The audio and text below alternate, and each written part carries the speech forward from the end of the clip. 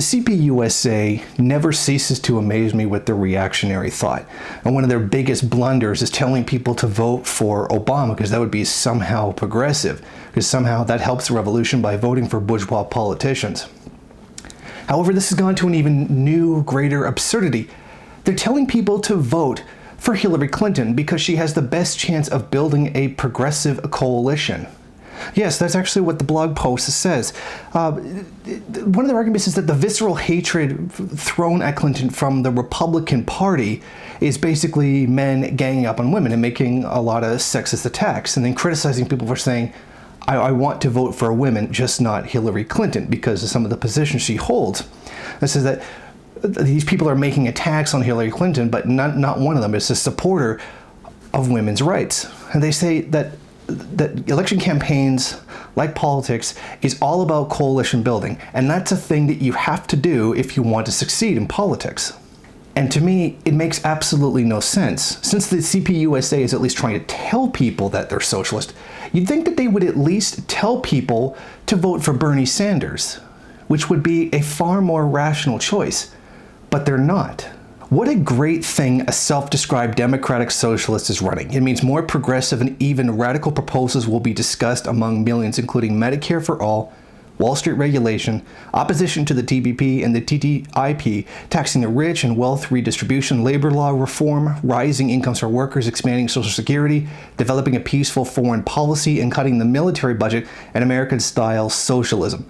Sanders will talk about things Clinton won't speak about. From being on the margins, socialism is part of the discussion, although how much remains to be seen. 52% of Democrat voters have no problem with it. Okay, this is just outright insanity. The CPUSA is essentially saying that Sanders is a socialist, and that as a result of him, socialism is now being talked about in the mainstream, and it's getting more people discussing it, and that 52% of Democratic voters are okay with socialism. There's a bit of a problem there. What they're discussing as socialism isn't socialism. It's social democracy. I mean, we've said, Marxists have been saying how many times there is no such thing as a democratic socialist. It's just something Wikipedia made up for the purposes of, I don't know what, like glamorizing social democrats, which is what Bernie Sanders actually is. There was no intention of abolishing capitalism. Kind of like the CPUSA, which does now kind of explain why they're thinking that Bernie Sanders is a socialist. Now, what is being discussed isn't socialism. They're just talking about taxing the rich, creating more social programs. Essentially, the inclusion of Bernie Sanders into the debate is just going ahead and pushing a bourgeois line. They're not talking about doing anything radical. They're basically just advocating Western Europe, which is not radical at all.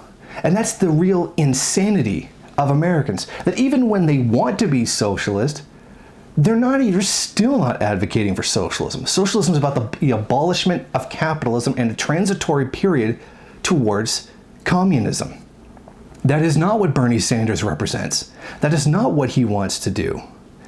But it would make sense that the CPUSA would tell people to vote for Bernie Sanders, but they're not.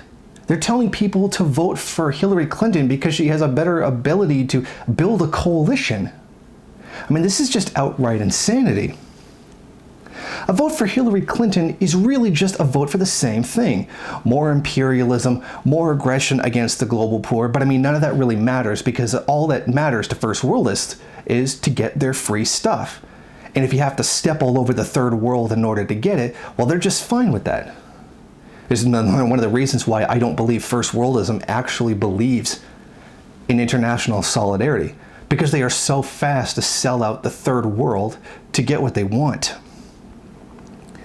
This will represent so much more towards the destruction of anti-capitalist forces. By this, I'm referring to voting for Hillary Clinton. She is very antagonistically driven towards destroying any kind of anti-capitalist force, as any bourgeois politician would be. At least Bernie Sanders feigns an interest in it. But voting for Clinton is to outright destroy it. So even from the first worldist, reformist, bourgeois parliamentary election participation, it still doesn't even make sense. Even from their own revisionist logic, voting for Hillary Clinton still doesn't make any sense. It's absolutely baffling to me. What it seems the CPUSA just doesn't understand, and the same thing that people who really like Bernie Sanders don't seem to understand, is that he's still a part of the big business party. And even then, that's really not all that relevant of a point to make. That's what the bourgeoisie are.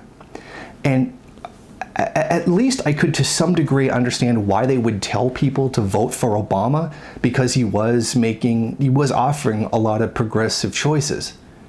But to tell people to vote for Hillary makes absolutely no sense. Hillary Clinton has always been a Republican in Democrat clothing.